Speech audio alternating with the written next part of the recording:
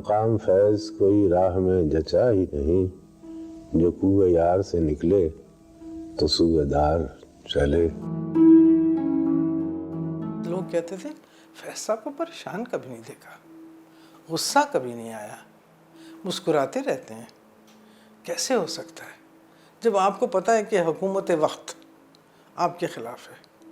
آپ کے گھر کے باہر، جو ہمارے گھر کے باہر ہر وقت ایک جیپ موجود ہے، ہمارا فون ٹیپ ہو رہا ہے، اور انہیں باہر جانے سے ہی منع کیا جا رہا ہے، واپس آنے سے ہی منع کیا جا رہا ہے، ہر وقت ان پہ سرویلنس ہے۔ ان چیزوں سے ٹینشن ہوتی ہوگی، کیسے نہیں ہو سکتی؟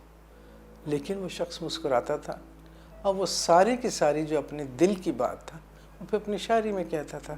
نثار میں تیری گلیوں پہ وطن کے جہاں، چلی ہے رسم کہ کوئی نظر اٹھا کے چلے، جو کوئی چاہنے والا طواف کو نکلے، نظر چرا کے چلے، جسم و جاں بچا کے چلے۔ ہم لندن میں چل رہے تھے، سڑک پہ جا رہے تھے، ایک دو تین لوگ رکے۔ السلام علیکم فیض صاحب۔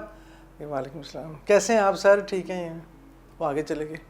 میں نے کہا کون تھا؟ کہیں گے پتہ نہیں۔ تو میں نے کہا آپ تو ایسے کہہ رہے تھے۔ کہتے ہیں میں نہیں جانتا، وہ مجھے جانتے تھے۔ تو اس قسم کی کئی دفعہ مجھے احساس ہوتا تھا کہ دنیا اس شخص کو جانتی ہے، اور کیوں جانتی ہے پتہ نہیں کیوں جانتی ہے۔ ایک شاعر ہے، ہاں ٹھیک ہے، یہ وہ۔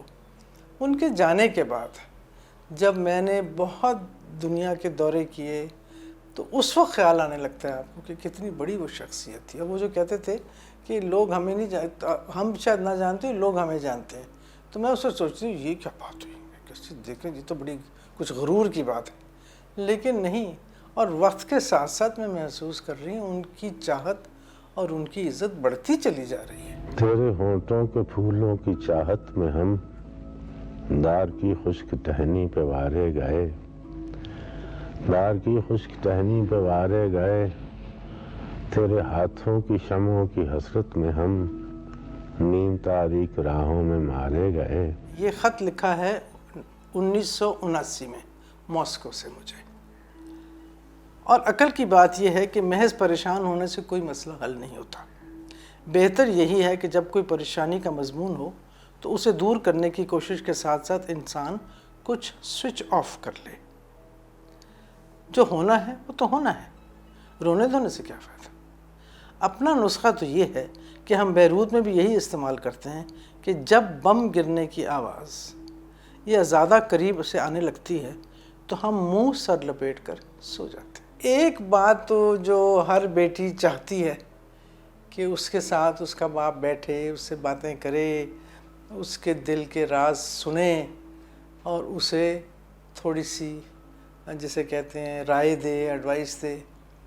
وہ مجھے وہ مواقع نہیں ملے جس میں کچھ ان کی مصروفیات، کچھ وہ تھے نہیں، کچھ میں ظاہر ہے پھر بڑے ہو گئے، پھر شادی ہوگی، پھر بچے ہو گئے، پھر وہ۔ لیکن اب جب میں یہ خط پڑھتی ہوں اور آرام سے پڑھتی ہوں کیونکہ میرے پاس وقت ہے، تو میں دیکھتی ہوں کہ اس آدمی نے، اس شخص نے کیا کیا اس میں مجھے پیغام دیا ہے۔